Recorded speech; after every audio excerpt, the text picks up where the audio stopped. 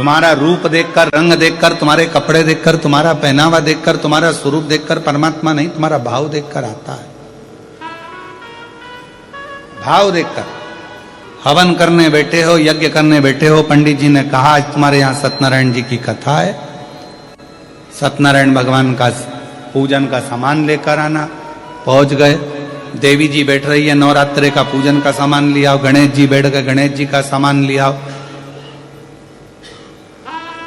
और दुकान वाले के पास जाकर क्या कहा तुमने? घर का घी 540 रुपए किलो, पूजन का घी 100 रुपए किलो। अब तुमने, दुकान वाले को भी मालूम है कि ये सत्यनारायण का पूजन का सामान चाहिए, तो सड़ी हुई खारक, सड़ी हुई बादाम, एकदम सफेद कपड़ा झर्री जैसा, पूरा मुंह देख लो, 16 मातृ का बनाने का कपड़ा ऐसा झर्री लाल कलर का, किसी काम का नहीं। चावल भी ऐसे बांधे जिसमें घुनी घुन, गेहूं ऐसा बांधा, सिंगाड़े भी दिए सूखे वाले तो उसमें घुन भरे पड़े हैं। भैया गणेश जी बिठाना है, पूजन का सामान दे देना, पूजन का घी दे देना। देवी जी बैठ रही है, देवी जी के लिए पूजन का घी दे दो, यज्ञ के लिए यज्ञ का घी दे दो। क्यों? क्योंकि उनको मालूम है दुकान वाले को कि यज्ञ में कौन सा घी देना है, सस्ता, हल्का, चर्बी मिला हुआ, चर्बी मिली हुई है, बेकार है, जो किसी काम का नहीं। जिस घी में बदबू मार रही हो वो परमात्मा के दिए के लिए, यज्ञ के लिए, अनुष्ठान के लिए दे दिया जाता है। क्यों? और घर का घी अच्छा, क्योंकि घर के लोग जरा सा भी घी गड़बड़ खा गए, हॉस्पिटल चले गए तो दुकान वाले को बंद कर दिया जाएगा। भगवान थोड़ी ना आके बोल रहा है कि मेरा हल्का घी है। और फिर सिर पे पल्लू लेके श्री शिवाय नमस्तुभ्यम, श्री शिवाय नमस्तुभ्यम। शंकर जी सोचे 100 रुपए किलो वाली अम्मा घर ले गई 500 का, लाई मंदिर 100 का, शंकर जी पे मल रही और क्या कह रही, बाबा 25 लाख रुपए अटके पड़े हैं, कहीं से दिलवा दो। भगवान के 100 रुपए किलो के घी में तो मैं प्रसन्न होने वाला नहीं हूं, तेरी बहू 500 में प्रसन्न हो जाए तो उससे मंगवा ले जा, मुझसे क्यों मंगवा ले। हमारी यही कथा लोगों को बुरी लगती है, बस अंतर इतना सा। अब इसमें कुछ बुरा लगने वाली बात है क्या? पर विवाद लोग इसी में छेड़ देते हैं। महाराज ऐसा बोल, कौन ने कहा तुम 100 रुपए का घी दो या 50 रुपए का घी दो या 500 का घी दो? शिव महापुराण तो कह रही है कुछ मत दो, दिल दो ना, पर जैसा तुम खाते हो। कितना सुंदर कहा शिव महापुराण में, देसी गौ माता का 1 चम्मच में 1 बूंद दूध पानी में मिलाकर शिव जी को चढ़ा दो।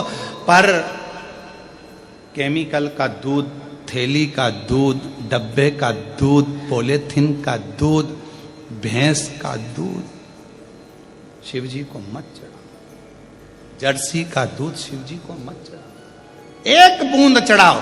शिव जी ने ये थोड़ी ना किया कि तुम मुझको ढेर सारा ला के दो। शंकर भगवान ने कभी कहा कि मुझे घी ला कर दो ढेर सारा? नहीं, तुम्हारे पास हो तो नहीं तो दिल दे दो। और अगर ये भी नहीं दे सकते तो मंदिर में से थोड़ा सा बेलपत्र उठाओ, धो और वापिस चढ़ा दो। हम तो ये भी नहीं कह रहे कि घर से तुम पानी भर के लाओ, कि लोटा भर के लाओ, कि ये भर के लाओ, कि वो भर के लाओ। तुम तो खुद अपने दिल में मुझे भर के लिया और आके 1 बेलपत्र उठा के मेरी चढ़ा दो, बस, और कुछ भी नहीं चाहिए। अब हमने तो कहा भैया 1 किलो घर का घी बांध दो, बादाम का हलवा बनाना है, और देवी जी बैठने वाली नवरात्र में, तो 1 किलो जोत लगाने का घी बांध दो। अब जोत लगाने का घी बंधवा लिया, ऐसा घी जोत जला के बैठे कि मच्छर भी नहीं आ रहा।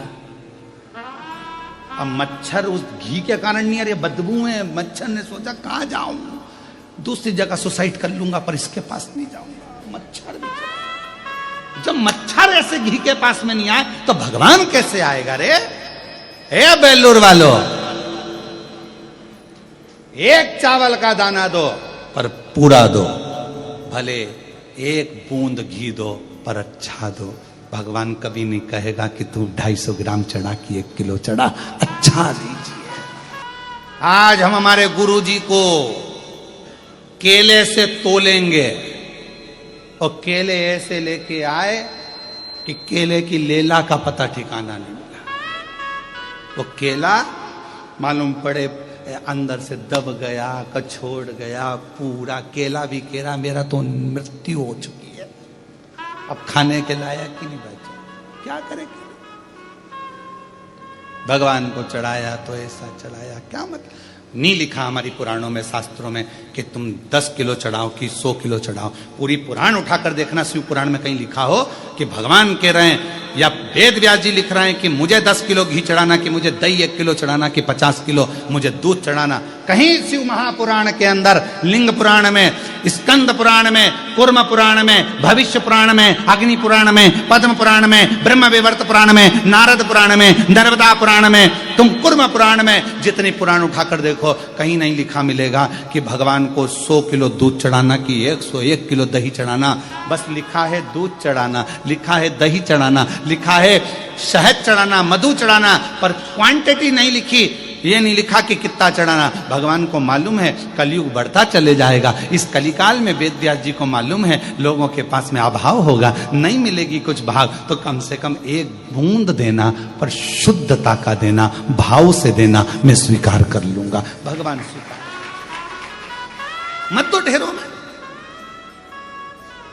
ढेर सारा मत दीजिए।